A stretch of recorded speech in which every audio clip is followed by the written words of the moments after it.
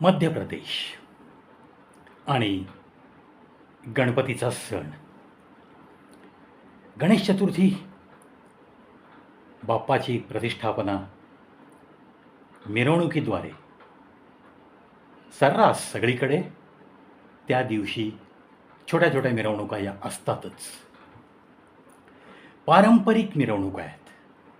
हिंदुस्तान आहे हा, आणि इथल्या परंपरेने सर्व सणांना साजरं करण्याचा सर्वांनाच हक्क आणि अधिकार आहे.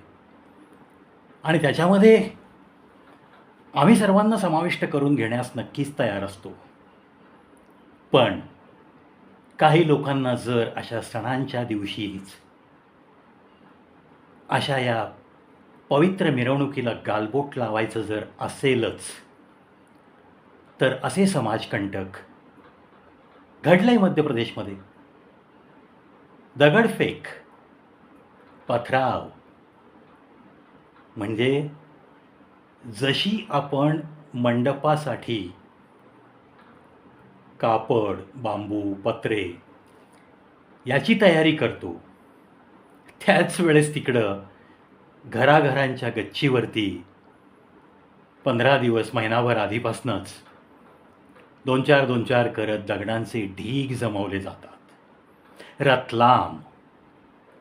रतलाम या शहरातल्या मिरवणुकीवरती दगडफेक झाली. दरवर्षी कुठे ना कुठे, मग तो कोणताही सण असू द्या, रामनवमी घ्या, गणपतीचा उत्सव घ्या, नवरात्र घ्या, ह्या समाजकंटकांच्या मनामध्ये त्या मिरवणुकीवर दगड फेकणं असा घाणेरडा विचार येतोच कसा? मग ते नक्कीच आपल्या भारतातलं अन्न खाल्लेली माणसं आहेत का? का मग बाहेरून आलेले आश्रित आहेत? का मग बाहेरून आलेल्या आश्रितांनीच दगडफेक केली हा डिफेन्स घेत घेत इथलेच लोक आपल्याला त्रास देत असतात? मग बुलडोझर ॲक्शनच्या विरुद्ध तुम्हाला बोलण्याचा कोणता अधिकार आहे? Definitely every state should behave in the same manner. पण नाही, आपल्याकडं नाही. महाराष्ट्रात धमक नाही कोणामध्ये अशी. कुठं मी आग लावतोय असं कोणाला समजायचं असेल तरी समजायला हरकत नाही. जो नाठाळ माणूस हिंदूंच्या सणाच्यावरती दगड फेकतोय त्याला इथं राहण्याचा आणि इथल्या रेशनचं फुकट अन्न मागण्याचा किंवा स्कॉलरशिप घेऊन शिकण्याचा किंवा व्यापारातल्या कर्जामध्ये कर्जमाफी मागण्याचा, शेतकऱ्याचं अनुदान घेण्याचा किंवा आता मुख्यमंत्री लाडकी बहीण याचे 1500 रुपये आपल्या घरातल्या मुलींच्या नावाने, सुनांच्या नावाने घेण्याचा कोणताही अधिकार नाही. बिलकुल नाही. या रतलामसारख्या शहरामध्ये जर अशी घटना घडते तर त्याचे पडसाद नक्कीच इकडे तिकडे उमटणार. मग नक्की हे समाजकंटक कोण आहेत?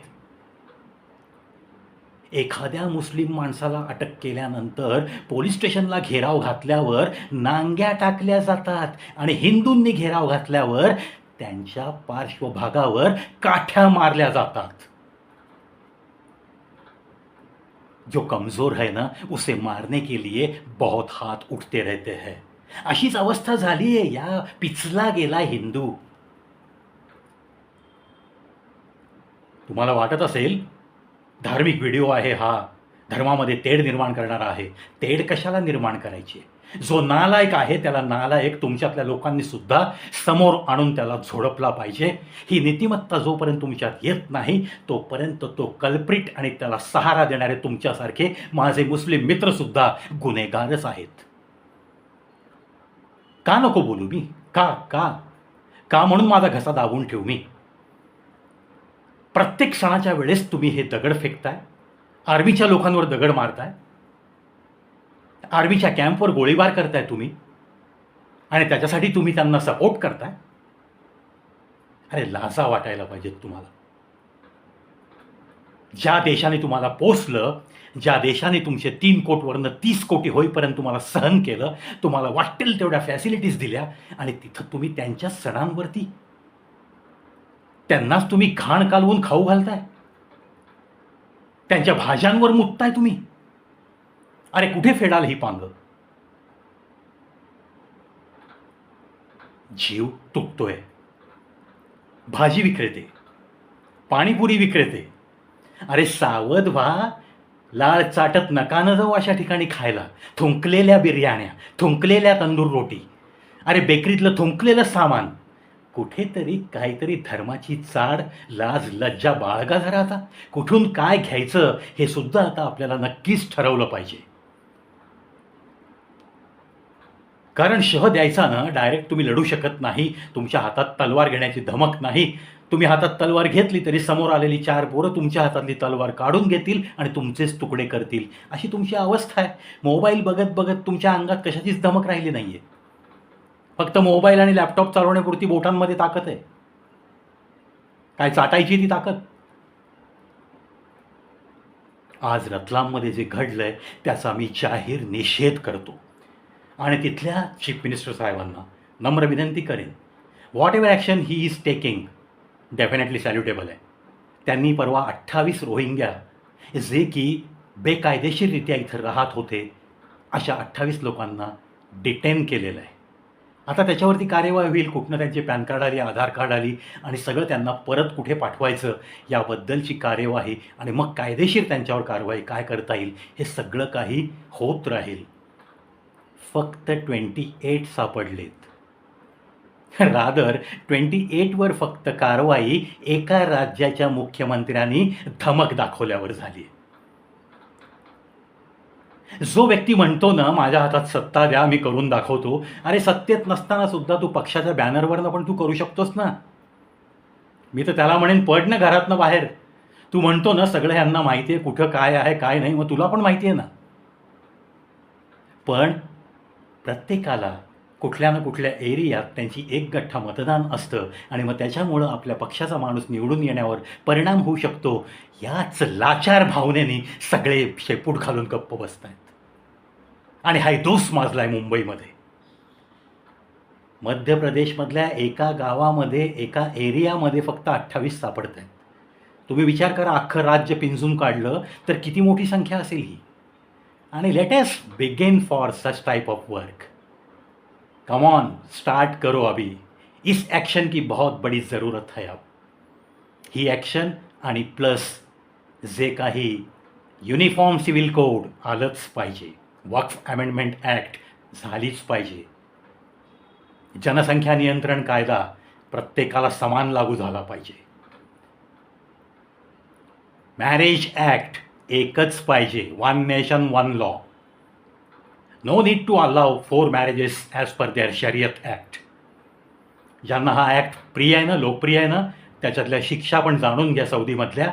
आणि ज्यांना जायचं आहे ना शरीयत ॲक्टच्या खाली, बिंदास जाऊ शकतात. Indian government will allow you. अरे मोफत हजला पाठवते तुम्हाला, कायमचं तर हजला पाठवायला अनेक लोक तयार आहेत तुम्हाला.